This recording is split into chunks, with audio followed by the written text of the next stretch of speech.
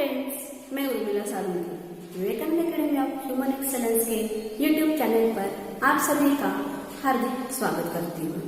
छात्रों, आज हम हमारे 7वीं कक्षा की तीसरी जो कहानी है जिसका नाम है नादान दोस्त, यह देखने वाले।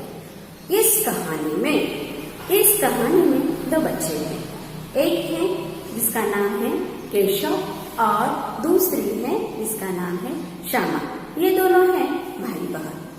इनके घर के कार्निस पर, यहाँ पर हमने कार्निस शब्द लिखा हुआ है। कार्निस शब्द का तात्पर्य है छज्जा, मतलब अपना जो घर रहता है, घर की जो दीवारें थी उसका जो बाहरी हिस्सा रहता है, जैसे विंडो होती है, विंडो से सटी हुई दूसरी छोटी सी दीवार लगाई हुई रहती है, उसको कहते हैं कार्निस। और इनके घर के कार्निस के ऊपर एक चिड़िया ने अंडे दिए थे। केशव और उसकी बहन जो थी श्यामा, वो दोनों बड़े ध्यान से क्या करते, चिड़िया को वहां आते जाते देखा करते। सवेरे सवेरे दोनों ही आंखें मलते मलते हुए कार्निस के सामने पहुंच जाते। पूछो क्यों? क्योंकि वहां पर चिड़िया ने अंडे जो दे रखे थे और उन अंडों को देखने के लिए यह सुबह सुबह कार्निस के सामने जाकर बैठ जाते थे। उनको दूध और जलेबी खाने की भी सुध नहीं थी। सुध शब्द से तात्पर्य है खुश। आप लोग नाश्ता करते हो सुबह सुबह, लेकिन इन दोनों को नाश्ते का भी बिल्कुल ख्याल नहीं आता था और वह बिना नाश्ता किए ही उस कार्निस के सामने आकर बैठते थे और वहां पर बैठकर उन चिड़ियों को देखना उन्हें बहुत बड़ा मजा आता था। और उनके मन में ढेर सारे सवाल आते थे कि अंडे कितने बड़े होंगे, किस रंग के होंगे, कितने होंगे, क्या खाते होंगे, उनमें से बच्चे किस तरह से निकल आएंगे, बच्चों के पर कैसे होंगे, घोंसला कैसा है। लेकिन इनके सवालों का जवाब देने वाला कोई भी नहीं था, क्योंकि अम्मा जी जो थे वो घर के कामों में ही व्यस्त रहती थी और बाबूजी जो थे वो लिखने पढ़ने में व्यस्त थे। अब इनके मन में आता था कि क्या करे, किसको पूछे, लेकिन वहां पर कोई था ही नहीं। तब वो क्या करते थे, एक दूसरे के साथ में ही बातचीत करते थे, सवाल पूछते थे और जवाब देते थे या जवाब पाते थे। फिर श्यामा अपने भाई से कुछ कहती थी कि क्यों भैया, बच्चे निकल कर फुर्र से उड़ जाएंगे। केशव विद्वानों जैसे गर्व से कहता, नहीं रे पगली, पहले पर निकलेंगे, बगैर पैरों के बेचारे कैसे उड़ेंगे। श्यामा उसको कहती है कि बच्चों को क्या खिलाएगी बेचारी। केशव के सामने इस पेचीदा सवाल का कोई जवाब नहीं था। पेचीदा शब्द से तात्पर्य है मुश्किल। और इस तरह से 3-4 दिन गुजर गए। इन दोनों भाई बहनों की दिन ब दिन जिज्ञासा बढ़ती जाती थी। जिज्ञासा शब्द से तात्पर्य है जानने की इच्छा। और वह दोनों इन अंडों को देखने के लिए बहुत अधीर हो उठते थे। उन्होंने अनुमान लगाया कि अब जरूर उसमें से बच्चे निकल आए होंगे। हाँ, लेकिन फिर उनके मन में और एक सवाल आया कि बच्चे तो निकल आए हैं, लेकिन उनको खाने का उनका क्या करेंगे। ये तो बड़ी समस्या है, क्योंकि चिड़िया बेचारी कहाँ से इन बच्चों के लिए खाना लेके आएगी, और ये तो बेचारे क्या हो जाएंगे, भूखे रह जाएंगे, मर भी सकते हैं। और इस मुसीबत का अंदाजा, मुसीबत शब्द से तात्पर्य है परेशानी, इस मुसीबत का अंदाजा करके दोनों घबरा उठे और दोनों ने फैसला किया, डिसीजन लिया कि हम क्या करेंगे, उनकी कुछ न कुछ तो मदद करेंगे। और उन्होंने सोचा कि कार्निस के ऊपर कुछ थोड़ा दाना रखा दिया जाए, ताकि चिड़िया बेचारी को बाहर जाना ही नहीं पड़ेगा और वह अपने बच्चों को यही दाना खिलाएगी। लेकिन फिर से श्यामा के मन में सवाल आ गया, हाँ हम खाना दे सकते हैं, लेकिन इसके ऊपर जो धूप जो आ रही है वो धूप इन बच्चों को लगेगी। मेरा तो इस तरफ ध्यान ही नहीं गया था, इनको तो इस धूप से तकलीफ जरूर हो जाएगी, फिर क्या करें। और ऐसा सोचते सोचते उन्होंने फिर और भी इसका भी सॉल्यूशन ढूंढ निकाला और उन्होंने सोचा कि इस घोंसले के ऊपर एक कपड़े की हम छत बनाएंगे, पानी की प्याली भी रखेंगे, थोड़े से चावल भी रखेंगे और इस तरह का प्रस्ताव, शब्द से तात्पर्य है सुझाव, उन दोनों में हो गया और दोनों बच्चे बड़े चाव से यह काम करने लगे। श्यामा माँ की आंख बचाकर मटके से कुछ चावल निकाल कर लेके आई दान में देने के लिए, उन चिड़ियों के बच्चों को खाने के लिए। केशव ने पत्थर की प्याली आंगन में से चुपके से वो तेल गिराकर वह उसको साफ करके उसमें उसने पानी भर दिया। अब चांदनी यानी छत के लिए कपड़ा कहाँ से लाए, और अगर छत बनाना है तो उस छत को लगाने के लिए लकड़ी की भी जरूरत है। अब क्या करें, लेकिन कुछ उधेड़ बोल मतलब कि सोच विचार करने के बाद केशव के मन में यह जवाब आ गया कि उसने वहां पर एक कूड़ा फेंकने वाली टोकरी देखी और उसको समझ में आ गया कि इस टोकरी का हम छत बना सकते हैं और वह टोकरी उठाकर लेके आ गया। लेकिन उसने श्यामा से कहा, हाँ अम्मा जी को मत दिखाना। लेकिन श्यामा ने कहा, भैया ये तो बीच में से टूटी हुई है, उससे तो डूब जाएगी उसके अंदर। केशव ने उसको कहा, अरे रुक, मैं कुछ ना कुछ इसका इंतजाम करता हूँ। और जहाँ पर टोकरी में जो सुराख था उस सुराख के अंदर उसने थोड़ा सा कागज ठूस लिया और उसको एक लकड़ी के टहनी से टिकाकर उसको खड़ा कर दिया और उसने बोला कि अब मैं यह एक छत की तरह का इस घोंसले पर रख दूंगा, तब कैसे डूब जाएगी। और यह जब सब सॉल्यूशंस निकल कर आ गए तब श्यामा को अपने भाई के ऊपर बहुत बड़ा गर्व महसूस हुआ। वो सोचने लगे कि हाँ मेरे भैया कितने चालाक हैं। अब यहाँ है हमारा पार्ट फर्स्ट। अभी इस कहानी का जो सेकेंड पार्ट है हम देखेंगे। गर्मी के दिन थे और बाबूजी दफ्तर गए हुए थे और अम्मा ने क्या किया, दोपहर जो था तो आपको मालूम है आपकी अम्मा जी क्या करती है दोपहर के समय पे, आपको सुलाती है ना, आपको भी सोने का नहीं होता है फिर भी चुपचाप से सोना पड़ता है। सेम वैसे ही अम्मा जी ने श्यामा और केशव को दोपहर में अपने साथ सुला दिया। लेकिन बच्चों के आंखों में बिल्कुल भी नींद नहीं थी, लेकिन जब तक अम्मा नहीं सोती है तब तक वो बाहर नहीं जा सकते, इसलिए बेचारे दोनों क्या हो गए, चुपचाप से सो गए। जैसे ही उन्हें मालूम पड़ा अम्मा जी की नींद लग गई है, दोनों धीरे से चुपके से उठे, धीरे से दरवाजे की जो सिटकनी मतलब क्या जो लॉक था वह उन्होंने खोला और वह चुपके से बाहर निकल कर आए। और इस प्रकार से उन्होंने जो तैयारी करके रखी थी अंडों की हिफाजत के लिए वह सामान उन्होंने लेकर वो वहां से गए। केशव कमरे से एक स्टूल उठाकर लाया, लेकिन उसे पता चला कि इस स्टूल से भी कुछ काम नहीं चलेगा, तो फिर घर के अंदर से एक चौकी लेकर आया और वह चौकी स्टूल के नीचे रख दी और डरते डरते वहां स्टूल पर चढ़ गया। और उसने श्यामा को दोनों हाथों से स्टूल पकड़ने के लिए कहा। स्टूल चार टांगे बराबर न होने के कारण जिस तरह दबा होता था उस तरह झुकता था और उस वक्त केशव को बहुत तकलीफ उठानी पड़ती थी, क्योंकि उसे मालूम था कि दोनों हाथों से कार्निस पकड़ लेता और श्यामा को तभी आवाज से डांटता, अच्छी तरह पकड़ वरना उतार कर बहुत मारूंगा।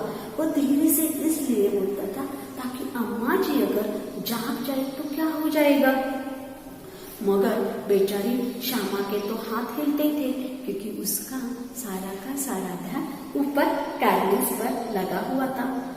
और हाथ क्या हो जाते थे, ढीले पड़ जाते थे।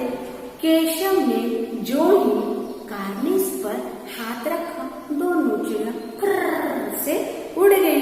केशव ने देखा कि कार्निस पर थोड़े तिनके बिछे हुए हैं और उन पर कितने आदमी थे, उस्ताद तीन। हाँ, वैसे ही कार्निस पर 3 अंडे पड़े हैं, जैसे घोंसले उसने पेड़ों पर देखे थे। हम मोस्टली को ऐसा टंगा हुआ घोंसला देखते हैं, लेकिन वैसा घोंसला वहां पर था नहीं। श्यामा ने उसको नीचे से पूछा, बच्चे हैं भैया? केशव ने कहा, 3 अंडे हैं, अभी बच्चे नहीं निकले। श्यामा, जरा हमें दिखा दो भैया कितने बड़े हैं। केशव ने कहा, दिखा दूंगा, पहले जरा चीर थड़े लिया, नीचे बिछा दो। बेचारे अंडे तिनकों पर पड़े हैं। श्यामा दौड़कर अपनी पुरानी धोती फाड़कर एक टुकड़ा लाई।